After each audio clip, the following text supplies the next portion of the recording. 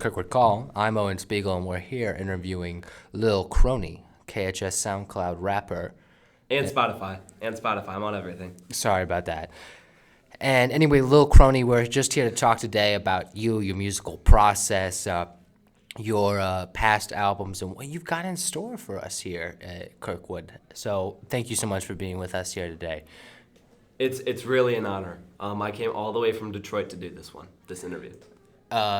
So let's just jump off real quick here.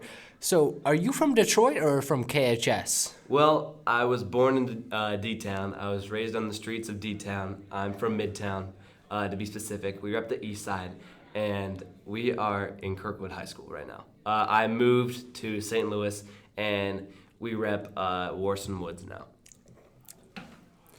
Do you feel like it'd be fair to refer to you as a Detroit-based KHS rapper? I think that's very fair. In fact, on my recent song Adderall, on my fourth album, we talk about Essex. I name drop Essex, so yeah. Nice little plug there for Kirkwood High School. Yep. And I understand that you've just dropped your fourth studio album. Yes, I have. It was a long time coming. I've dropped 4 albums this year. I'm trying to beat Young Boy, Never Broke Again. He's my idol, and he dropped 7 albums last year, so I'm trying to get those numbers up. He also has 11 kids. I'm still working on having my first one. Well, good luck with that. We wish you the best. So you came onto the scene, as I understand, early in 2023 with the drop of Straight Out of the Community, Gated Community. Yes, I did. Can you talk to us a little bit about the naming process for that album? Well, I am a white kid, and I love rap, and I thought NWA's album Straight Outta Compton was great influence for that first album. And so Straight Out of the Gated Community is a play on the fact that I'm white and grew up in a white household, and I'm a white SoundCloud rapper. Yeah, understood there. That's great. And then you followed that up with Lil Chronie 2, The Chronie Chronicles. Yeah. In fact, I released the deluxe edition, if you can see that. Wow. The deluxe edition is really, wow. Okay. Yeah, it's got some hidden tracks on there. Well, okay, well, I'll make sure to keep my eyes open for that. There was a huge improve in like quality, in the second one. The first one was very, very raw and not very good. And I listen back to it sometimes, and I'm like, how did I make this? This is very bad. I should have used my ears. But yeah, so Chronie 2 was huge improvement. I'd say that one is one of the ones I'm most proud of.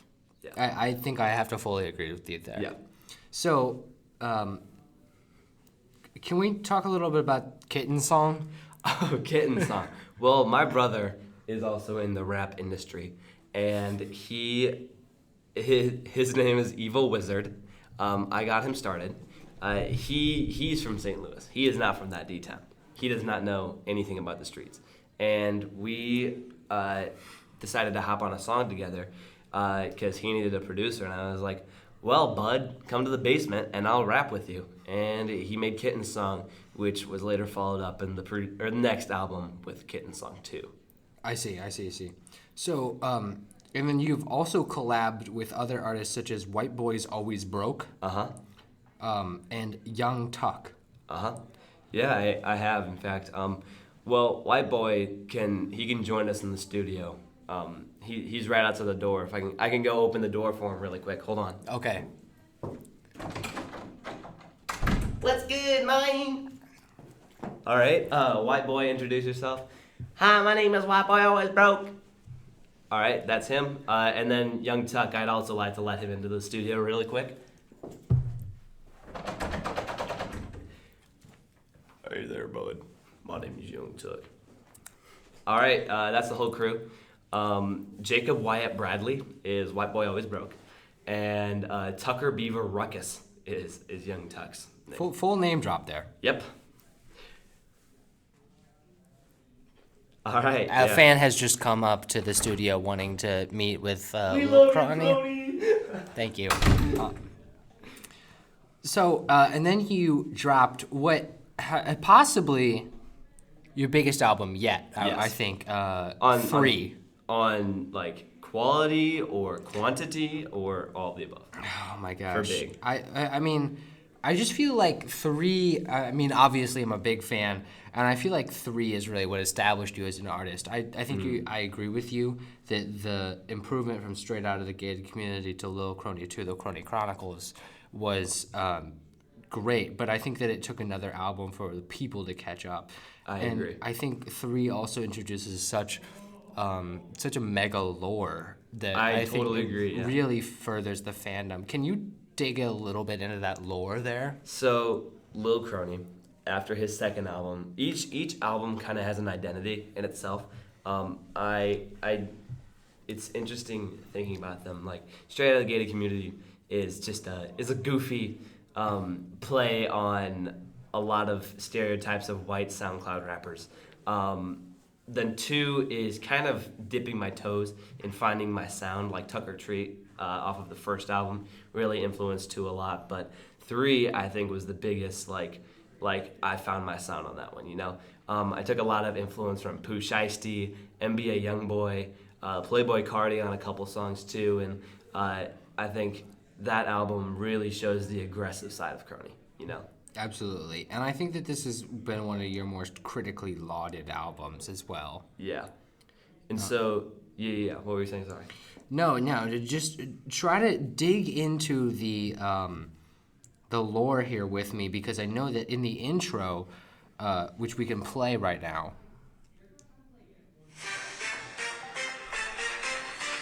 We have breaking news tonight. Local rapper found dead off of Highway 94 with multiple gunshot wounds. As of this time, authorities have comprised a single suspect, rapper Lil Chronie. Greg, I'm handing it over to you. Thanks, Charlotte. Truly sad to see these acts of violence happening in Detroit. Lil Chronie was last seen in his penthouse suite/studio in Los Angeles, California, reportedly with his baby mama. Fans of Lil Chronie came to the conclusion that... Well, so that song was brought about by, the overall story of this album, and it kind of leads into the fourth one, is Chronie gets very, very violent. There is a lot of violence on this album. And the album starts out by the police looking for him after a murder. It was one of his ops, and he killed one of his ops, and then he was being chased by the police. And so they found a cup of red lean, which is led into by the next song called Red Lean. And throughout the album, he meets up with lots of different fun people. For example, Kitten or Evil Wizard. And by the end, he unfortunately dies. But it was faking his death. Right, so within the context, as I understand of this lore, this is sort of an unreleased album. Yes. Found with Lil Chronie's body. Yes. Of course, Lil Chronie was actually faking his death. Yes. Okay. There is a CD, in fact, which has a little bit more lore. There's a couple extra hidden tracks on the CD, and the cover of the CD art is him found dead. Right. Of course, the cover art on the released version on Spotify is of the intersection of West Adams and Rifle Range Road in Kirkwood, Missouri. Yes. Where Lil Chronie was found dead. No, he was found dead on the train tracks. Found That's dead where on he the found train dead. tracks. Okay, exactly, I see. yes. Apologize for the. So this also features Yes. from Lil Goblin. Evil. Am I pronouncing that correctly? Yes. Okay. Lil Goblin. Yes. Evil Wizard. YNW Growthy. Yes. White Boy's Always Broke, of course. Of course. And Young Tuck hasn't made an appearance on any of my last albums. I see. I had a falling out with him. Oh, can you dig into that a little bit? Well, he was too busy with his tractor, and he lives in Atlanta, and so he's staying in Atlanta. I think that's about it. Although he just got flown in to say hi on the interview. Hi. Yeah, and that's good. Thank you for being here with us. Pleasure to meet both of you. All right, bud. So, of course, very recently, just came in with a fourth album, colloquially known as 4, but officially 500 block, Yes. leading to the confusion 4 and 5. I apologize about that, by the way. Oh, yeah, of course. So we've got a 500 block. Talk to me. So the name came about because 500 block is the police's the local Kirkwood police. That's what they call West Adams or Rifle Range. And so as a play off of the third album, the plot of this album is Chronie recovering from that third album. You know, he faked his death. He's back. If you hear the intro, "Mama Cry" on 500 Block, his mother really has a lot to say about his sad passing. Although he's not really dead, as he states, as "Mama, don't worry, I will get you out of the trenches." And so he, on this album, the album is split in two. You can see the first few songs are very happy, upbeat, kind of club songs. I thought I'd widen my, the audience of who listens to it. A lot of my friends like the evil stuff, but a lot of them also like the kind of poppy first album material as well. And this first half of this album was really a callback to the first album.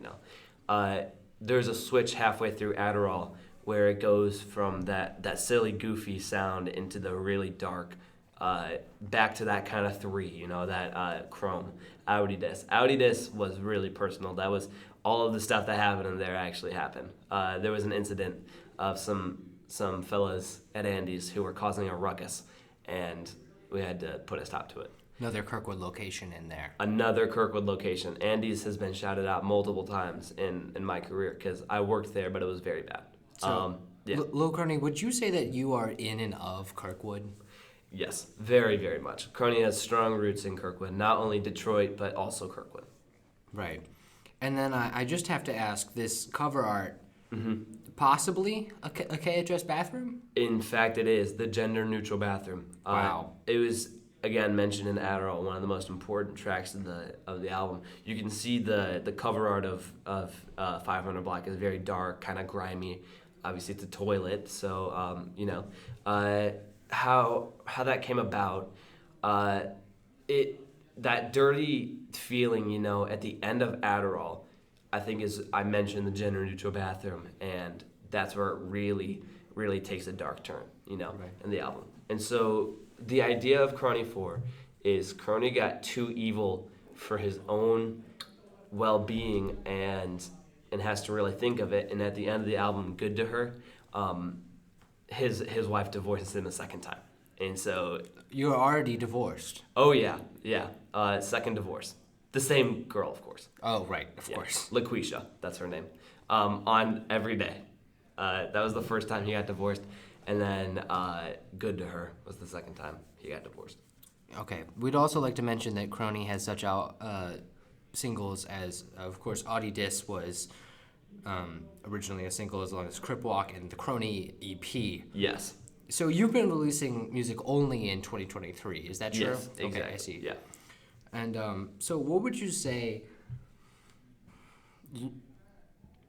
looking forward, what is your vision for Lil Chronie? I mean, this lore is just, it's expanding so fast. Yes, it's almost it is. collapsing in on itself with Exactly. the weight of how many layers there are to this. Yeah. Where do you see Lil Chronie going next? Well, Chronie 4 is somewhat of an end, okay? I'm not saying he's done making music. I'm not saying Chronie 5 won't happen, but there will be a sound change from 4 to 5.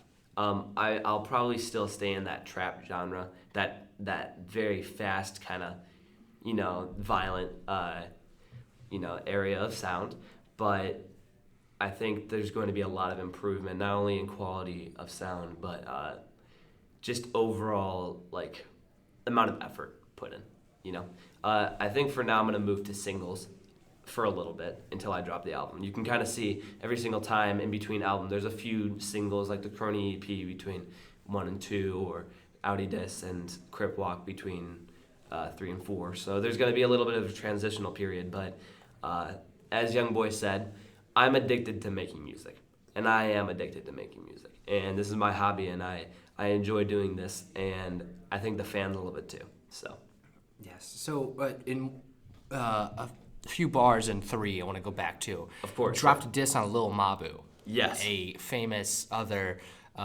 white trap rapper with a very posh upbringing who definitely doesn't need to be making trap music from the streets. Yes.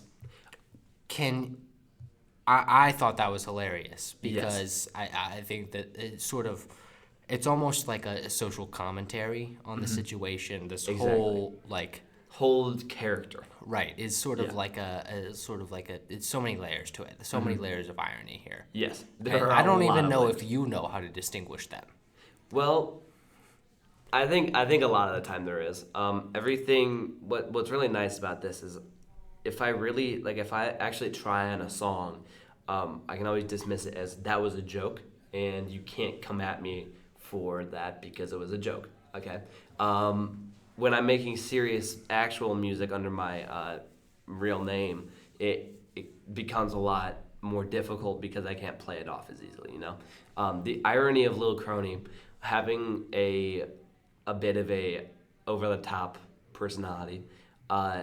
It came about sophomore year when I had Dr. Stevenson in my 5th hour English class, and I made this presentation about ADHD, and I was like, man, I really need to rap about this. And spectacularly in class, somebody needed a rap beat, so I made one and ended up using it for myself, and the SoundCloud rapper himself was born. Can we actually find your stuff on SoundCloud? Oh yeah, I recently dropped 4 on there. There's a couple songs on SoundCloud that are only on SoundCloud. Okay, that so are you're pretty still rare. very much in and of that SoundCloud. Yeah, you kind of have to. You got to respect your roots, you know. Yeah, absolutely. Yeah. Very respectable right there. Mm-hmm. So where can audiences go to learn more about Lil Chronie beyond the music? Obviously, there's so much lore that we haven't even skimmed the surface of in this podcast here, and we're gonna have to wrap up in a second because that's all my airtime. But what can audiences do to get to know Lil Chronie better and be engaged while they wait for that 5? Because you said there's gonna be a little bit of time. There will be a little time. I'm hoping to release one by the end of my senior year. End of senior year, I see. Yes.